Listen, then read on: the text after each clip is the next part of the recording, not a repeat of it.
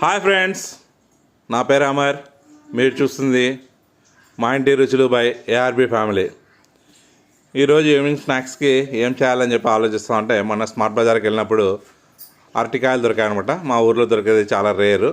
అందుకని చెప్పేసి అరటికాయలు తెచ్చేసి దాన్ని కట్ చేసుకొని కొంచెం పసుపు ఉప్పు వేసిన నీళ్ళల్లో నానబెట్టి కొంచెం శనగపిండి వేసి కొంచెం దాంట్లోకి ఉప్పు సోలా పొడి వేసిన తర్వాత దాంట్లో తగినంత మిశ్రమంలో నీళ్ళు వేసుకొని బజ్జీ వేసామన్నమాట.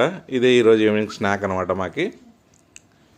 దీని వీడియో కింద మీకు ఫుల్ వీడియో కావాలనుకుంటే ఎలా చేసాము ఏం లేదనేది ఏమేమి వేసామనేది మీరు కావాలని చెప్పి చూడాలని చెప్పి అనుకుంటే రేపు మార్నింగ్ 7 o'clockకి వస్తుంది మా యూట్యూబ్ ఛానల్లో. మా ఛానల్ నేమ్ వచ్చేసి మా ఇంటి రుచులు by ARB family. Please subscribe చేయండి మా ఛానల్ని దయచేసి. మేము కూడా ఈ సంవత్సరం అన్న యూట్యూబ్లో ఎదగాలని చెప్పి కోరుకుంటా ఉన్నాము.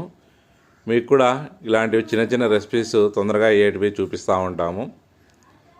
Okay friends, please subscribe my channel, share and like.